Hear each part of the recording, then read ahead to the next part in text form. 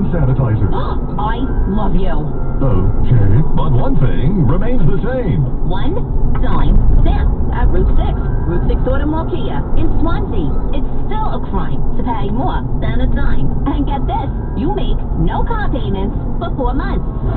Yeah, with 0% financing. Take that for new normal. Route 6 Automall Kia. Get $25,000 in credit over the phone. Like now? Yes, if you bring home $350 a week, you can get up to $25,000 in credit over the phone and online. This is the new normal I could get used to. 1 dime down. At Route 6 Automall Kia in Swansea. Route6automall.com. Route6automall.com. APR 66 months, signed down, $369 a month plus tax, tag, and fees to qualified buyers. These days, being a small business means navigating uncertainty in a constantly changing situation. So if you're looking for one trusted source that will keep you informed daily, visit the iHeartRadio Small Business Crisis Resource.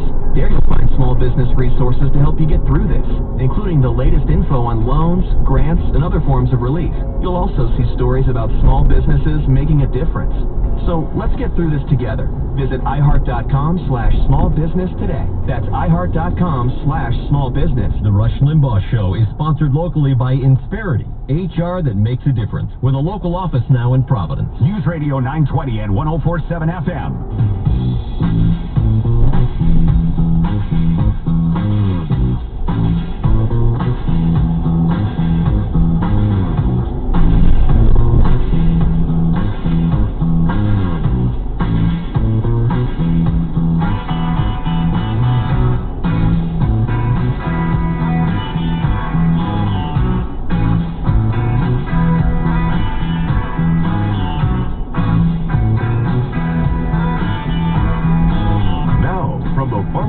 State of Pennsylvania, heard on WHP 580 Harrisburg. Ladies and gentlemen, please welcome today's guest host, Ken Matthews. Thanks, as always, for tuning in to the Rush Limbaugh Show. The number is 800-282-2882. We have got a lot to cover today. And George Washington was a slave owner, and we need to call slave owners out for what they are. Whether we think they were protecting American freedom or not, he wasn't protecting my freedom. I wasn't someone who my ancestors weren't deemed human beings to him. And so to me, I don't care if it's a George Washington statue or a Thomas Jefferson statue or a Robert E. Lee statue. They all need to come down. There's a way that we can recognize and appreciate. I'm not saying you're but I'm not I'm gonna finish my point. I'm going to finish my point. I'm not feeding into white supremacy. I'm calling out white supremacy for what it is. And sometimes what it is, John, are blind spots. Sometimes what it is not acknowledging that this country was built upon a very violent past that resulted in death and the raping and the killing of my ancestors. So I'm not going to allow us to say that it's okay for a Robert E. Lee but not a George Washington. We need to call it what it is. And I'm not saying that they don't deserve to be taught about. We definitely need to learn about it so that we don't repeat it, because we're very close to repeating it right now. But I'm not giving any deference to George Washington or to Robert E. Lee. You know, I think the problem, by the way, welcome to the show. My name's Ken Matthews. And it's always good to be here, guest hosting for America's Anchorman. I think the problem, if you heard that, by the way, that was CNN. CNN finally has some ratings. We figured out. It's riots. Riots lift CNN's ratings. Peaceful protests don't. News doesn't, because they don't really do a good job with news. But they have managed to morph the riots and their narrative beautifully together. And that's why I believe there's a confusion between protest and revolution, calling for a revolution.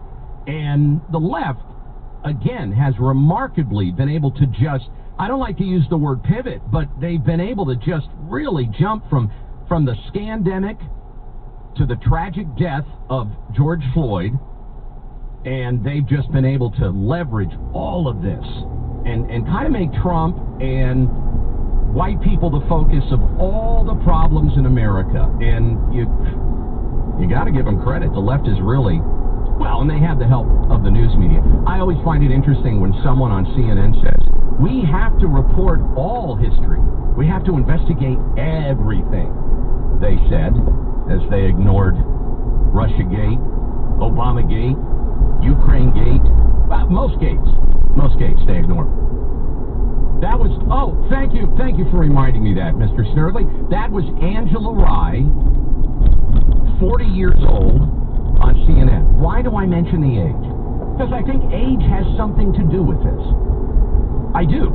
No, I'm not pointing out people of certain ages and trying to label them, but you have to understand, a 40-year-old, a 60-year-old, a 25-year-old, a 30-year-old, they all grew up in this country under different ideologies that were dominant at the time.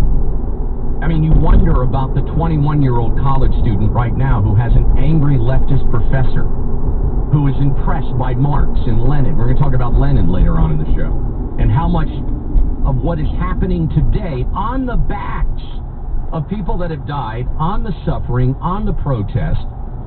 The majority of the protests, yes, they've been peaceful. We've had several peaceful protests here in Harrisburg, PA, where I do my regular broadcast.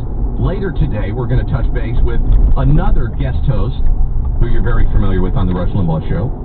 Todd Herman is in Seattle. Now, Seattle is occupied right now. Not all of it, but there's a portion of Seattle that is occupied by armed leftist Americans. If you didn't know, Washington is an open carry state. So now you know why the Second Amendment is so important. Of course, now we have leftists that have taken over an entire section of Seattle, including a police precinct, and the governor is speechless. Everybody is speechless. Do you know the precedent this is going to set? If we continue to reward people for taking over parts of cities, parts of states, and parts of our country. So we have a lot to talk about on the Rush Limbaugh Show today. 800-282-2882. Think about what's going on. They just took Gone with the Wind off of HBO. So the censorship and I call it virtual book banning, because when was the last time you saw someone reading a book? Think about it. When was the last time you were on a subway or on a bus or at a park and you saw someone not looking at their mental control device, their MCD? You might call it a phone. It's a mental control device. The phone has dumbed us down to the point where we don't even look where we're walking. Grown men and women get hit by cars because they're on their phone. And they're not playing Candy Crush. They might be, okay, I'll be a little late. All right, I'm going to zip on over to CNN, see if I can start a race war. Oh, look, something else is shiny over at the Daily Beast. I'm going to look at that. And what are we doing with the phone? What are we doing with virtual social media? We're getting rid of all the things that mostly the left doesn't want. So Gone with the Wind is out from HBO. Cops, the show Cops, canceled. Yesterday, late afternoon, Live PD, they were still debating, but now I hear that Live PD will not come back to A&E. But yesterday they were still debating it. They're redefining the definition of racism. Merriam-Webster Dictionary issued a statement. We'll have that later in the show. One person complained, a 22-year-old. Again, I mention the age for a reason. It helps with the perspective. Because how many times do we hear someone like Angela Rye, or on the other extreme, not the other political extreme, but nothing against Donna Brazile, because I think she still looks great, but she's probably 20 years older than Angela Rye. And then you go to the other, you have some of these entertainers in film and music. So you've got this entire spectrum of people on the left, different colors, different genders, but the ages are important, and I'll tell you why. Because your perspective is going to be different if you grew up, as I grew up in the 70s under Jimmy Carter, who I thought, I couldn't understand how he was elected, but I did know because of Jimmy Carter, anybody can be elected. If that guy can get elected, all of us in America have a shot at it. Some people say that about Trump. So we had Jimmy Carter, we had the interest rates, we had the malaise, that's what I grew up with.